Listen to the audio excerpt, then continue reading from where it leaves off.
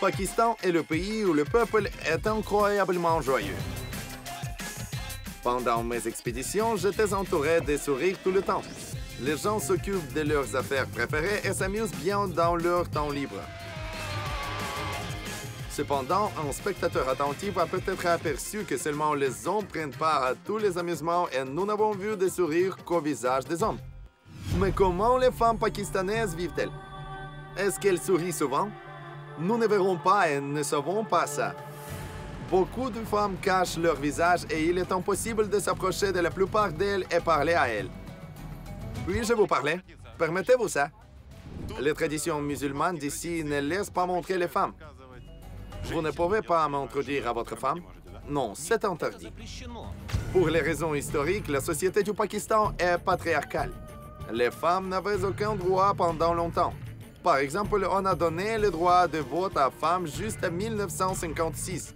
Et le droit d'éducation est venu même plus tard, en 1976. Quant aux emplois, avant les années 2000, une femme ne pouvait que s'occuper du ménage et de l'agriculture, bien que ce ne fût pas officiel. La plupart des femmes ne pouvaient point rêver de poste de cadre ou d'une carrière.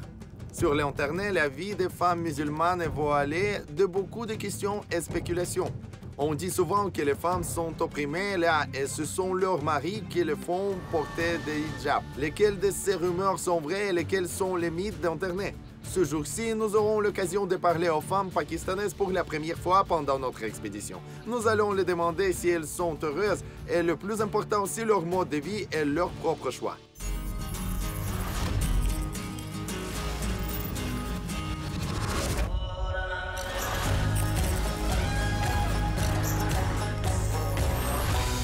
Le monde à l'envers avec Métro Komarov.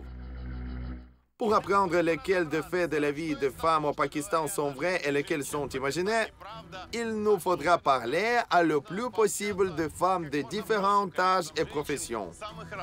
Nous nous mettons à faire cela. La première personne qui était convenue de nous parler était une représentative de la génération aînée et conservative des femmes pakistanaises. Mariam Bibi est devenue la première femme de sa famille qui avait eu l'éducation. Le mari de Mariam Bibi est mort, alors maintenant elle s'occupe de l'instruction des enfants et de l'aide aux invalides. Toute sa vie, Mariam Bibi se tient aux règles strictes d'islam. Mais a-t-elle voulu au moins une fois ôter le hijab et commencer une autre vie? Merci de votre invitation. Je voudrais savoir pourquoi les femmes des familles conservatives cachent leur visage sous le hijab. Chez nous, on croit souvent que cela fait une femme souffrir. On croit que ce sont des hommes qui forcent les femmes à porter des hijabs. Mais comment est la vérité? Est-ce que vous êtes à l'aise? C'est ma religion qui me dit de porter le hijab. Et moi, je suis d'accord. C'est comme il faut dans ma famille. Dès l'enfance, je savais que je m'habillerais comme ma mère et ma grand-mère. Le hijab a des côtés positifs aussi. Je ne dois pas me maquiller. Je ne m'inquiète pas si mes vêtements ont l'air riches ou pauvres. Je n'ai pas chaud. Je suis caché. Des coups d'œil mauvais des hommes. Vous comprenez ce que je veux dire.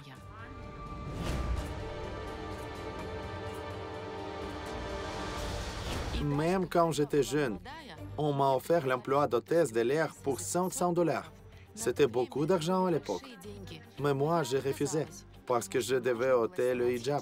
Je suis restée institutrice avec le salaire de 20 $.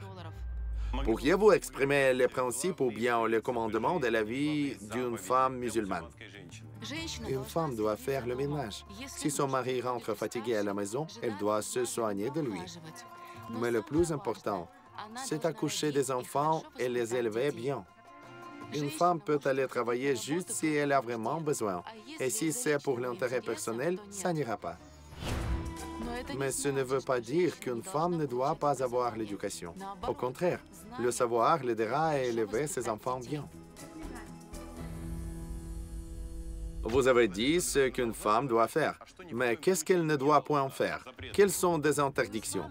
Selon l'islam, une femme ne doit pas sortir dehors seule. De plus, elle ne doit montrer sa beauté à personne que son mari. C'est donc la raison de porter le hijab, pour que le mari seul voie sa beauté. Absolument.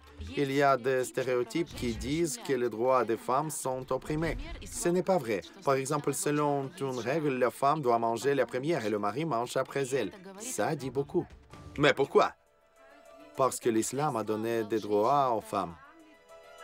Avant l'islam, on pouvait simplement tuer une femme, mais l'islam lui a donné le rôle principal, celui de procréer. Je voudrais dire que la femme n'est qu'un sex symbole ces jours-ci. Ce n'est pas bon. Une telle franchise détruit toutes les valeurs familiales. Dans le monde musulman, une femme est une mère. Sa parole est loi. On l'écoute. On prend soin d'elle. Grand merci de votre temps et de la vérité que vous avez découvert à nous. Merci. Mais ce ne sont pas seulement les femmes de la génération aînée qui se tiennent aux règles strictes conservatives. Beaucoup de jeunes filles choisissent des hijabs à lieu des robes à la mode et des jeans. Une de telles jeunes filles est Rubaisha. À l'âge de 16 ans, elle ne cache pas seulement son visage, mais ses mains aussi. Est-ce que la jeune fille cache sa beauté, ne fait pas d'égo-portrait et ne se sert pas des réseaux sociaux d'elle-même? Ou est-ce que ce sont ses parents et son futur mari qui font ces interdictions strictes? Elle était convenue de nous répondre à toutes ces questions franches. Apporter le hijab, c'est votre propre décision ou la tradition familiale? C'est ma décision à moi. Le Coran dit qu'une femme doit porter le hijab si elle veut être belle. Il y a des femmes qui ne cachent que le visage, mais elles ont tort. Il faut cacher tout, même les mains. Je crois que la meilleure vie d'une femme est telle où elle porte le hijab. Il n'y a rien de mieux. Que pensez-vous des jeunes filles qui ne portent pas le hijab? Beaucoup d'elles portent le jean. Nous les disons tout le temps qu'il faut porter le hijab. Bien sûr que le monde change, mais c'est quand même leur décision de vivre comme ça. Elles vont répondre devant Allah, et moi, je répondrai de moi-même. Vos amis et camarades d'école se servent-elles de réseaux sociaux ou ils ne sont pas populaires? Les réseaux sociaux sont créés pour démontrer soi-même et sa vie. Pour moi, ça sert à rien. Moi, j'ai vu des jeunes filles à Karachi qui prenaient des égo-portraits et tapaient des stories en portant des hijabs. À votre avis, est-ce qu'elles ont raison? À mon avis, il ne faut pas montrer sa photo à tout le monde. Mais comment un homme va-t-il voir votre beauté? L'idée est que je ne veux pas démontrer ma beauté, ça sert à rien. Mon père a déjà trouvé un mari pour moi. Ce garçon-là travaille avec lui comme mécanicien. Nos parents vont nous introduire à l'un l'autre dans 5 années. Vous acceptez la décision des parents? Oui, ce que les parents décident est la meilleure chose pour moi. Vous seriez prête à être une de plusieurs femmes, d'un homme à l'avenir? Oh non. Non, vous voulez être la seule, certainement. Pour nous, les Européens, c'est difficile à comprendre la vie selon les règles et lois si strictes. Donc, pour étudier la mode de vie et la philosophie de l'honneur des dames au Pakistan plus profondément, nous nous sommes invités chez une famille très extraordinaire. Alors, mes amis, nous sommes arrivés. On va faire la connaissance d'une famille unique. Bonjour, pouvons-nous entrer? Bien sûr, entrez-y, je suis Amjid. Amjid, enchanté. Natacha, on voit tout de suite que vous êtes la nôtre. Nous sommes les vôtres, nous tous.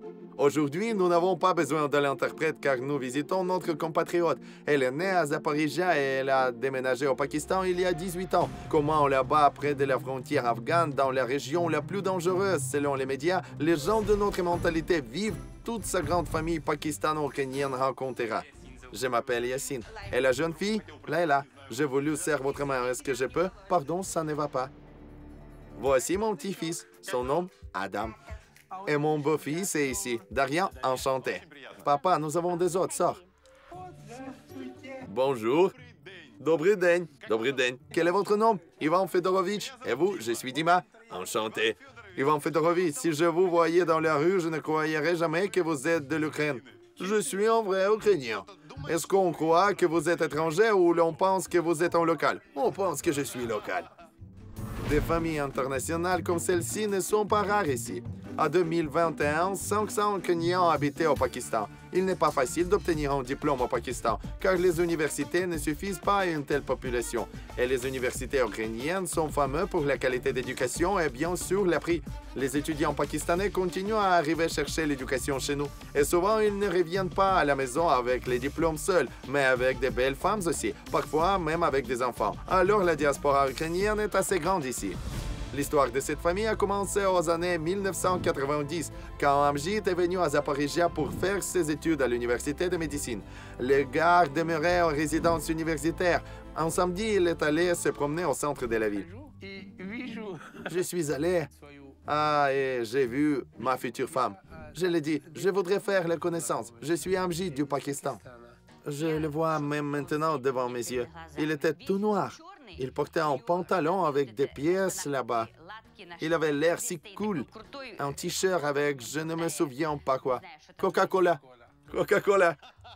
Puis je lui ai dit, voudrais-tu de la glace? Elle a souri et dit volontiers. Et moi, je ne m'attendais pas à ce qu'elle dirait oui. Moi, j'ai pensé, il n'est pas un avare, évidemment. La glace a marché. Oui, elle a marché comme par magie. En 1990, un copain d'étranger, c'était extraordinaire. Mais oui, mes amis m'enviaient beaucoup parce qu'ils pouvaient m'acheter une barre de chocolat emporté, par exemple.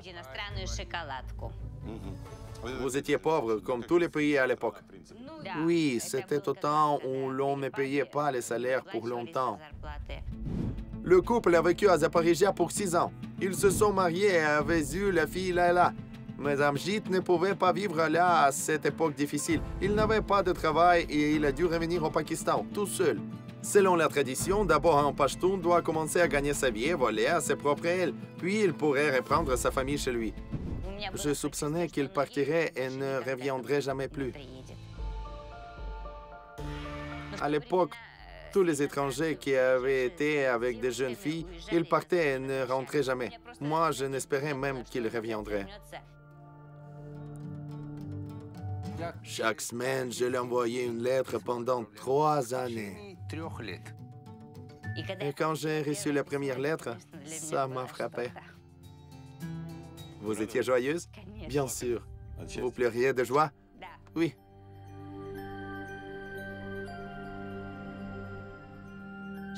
C'était l'espoir de ceux qu'il allait revenir me chercher. Et comment avez-vous déménagé? J'ai emprunté de l'argent, je le leur ai envoyé, je leur ai dit, achetez des billets et venez chez moi. Mais ma femme a répondu, mais tu as promis que tu viendrais nous chercher. Et moi, j'ai dit, je ne peux pas aller chez vous, car je n'ai pas tant d'argent. Si tu veux, viens, et si tu ne veux pas aller, dépense cet argent et oublie-moi. Elle a commencé à pleurer. J'ai dit, ne pleure pas, je ne t'abandonne pas. Alors, ils ont acheté des billets. J'ai décidé d'aller voir tout cela. Et quand elle passait la douane, on lui a demandé de déclarer l'argent qu'elle portait sur elle. Elle a dit, j'ai 100 $. On riait.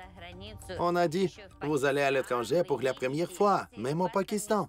Et si personne ne vous accueillera là, comment allez-vous rentrer? Eh bien, dis-je, ça ira. À vrai dire, je ne savais pas où j'allais. J'étais simplement sûr de mon mari qui n'allait pas m'abandonner. Mais Natacha ne savait pas encore que les choses les plus difficiles allaient suivre. Nous apprendrons un peu plus tard comment les parents pakistanais ont accepté la femme ukrainienne. Maintenant, nous allons voir comment la femme d'intérieur des Zaporizhia a arrangé son ménage au Pakistan. On commence par quoi? Je crois que par la place sacrée. Mais oui, à une femme, c'est la cuisine. Le chemin pour toucher le cœur d'un homme passe par son estomac. Ça marche au Pakistan aussi, c'est la place la plus importante. Mais qui entre le premier? Moi, je suis étranger. Dans la cuisine, c'est moi qui est la première à la dernière. Les hommes y vont très rarement. Tout à fait, on ne laisse pas les autres dans la cuisine. On les sert à la table. Pouvez-vous faire une exclusion pour les journalistes? Bien sûr, entrez-y. Merci. Une cuisine toute ordinaire. D'habitude, je prépare les plats ukrainiens, rarement les plats pakistanais. Mon beau-fils est déjà habitué à ça. Notre beau-fils aime le borscht plus que moi. Mon mari a pesé 52 kilos, mais il pèse 80 maintenant. À première vue, cette cuisine ne diffère de la nôtre, mais il y a des nuances importantes. Un rideau ukrainien à la fenêtre, c'est très commode et il ne laisse pas voir notre cuisinier de fenêtre de la maison d'en face, puisque c'est interdit. On ne doit pas voir notre maison. Les étrangers ne doivent voir rien. Bien sûr, quand je suis dans la cuisine, je ne porte pas de ce truc-ci. Vous l'appelleriez peut-être un bandana, mais nous l'appelons un sadar. Chez moi, je porte ce qui me plaît. Alors, une femme peut porter ce qu'elle veut chez soi? Oui. Le mari me laisse. Mais à la présence des autres hommes, nous devons tenir le parda, comme nous l'appelons, c'est-à-dire couvrir la tête. Oui, à vrai dire, dans le territoire autour de la maison, je couvre mon visage comme ça. Et si les gens locaux me voient, ils m'appellent Angresa. Ça signifie quoi? Une étrangère. Vous ne voulez pas que les gens locaux sachent que vous... Pour que les voisins ne sachent pas ça. Même les voisins ne savent pas. Nous n'avons dit à personne. Si l'on me demande ma nationalité, je dis que je suis d'ici. Ça me convient mieux, pour qu'on ne parle pas de moi et pour que les hommes ne me fixent pas. Mais quand même, ils regardent mes pieds. Parfois, ils me klaxonnent dans la rue. Mais oui, on harcèle des femmes dans les rues ici, bien qu'elles soient totalement couvertes et cachées. Oui, les hommes reconnaissent par les pieds si la femme qui passe est jeune ou vieille. D'habitude, les vieilles dames peignent leurs pieds et leurs doigts avec du henné. Les jeunes filles ne peignent leurs pieds et mains autant. Il ne faut pas raconter ces secrets. J'ai une tradition de regarder dans les frigos des gens. Puis-je essayer? Je vois que c'est un frigo d'une bonne ménagère.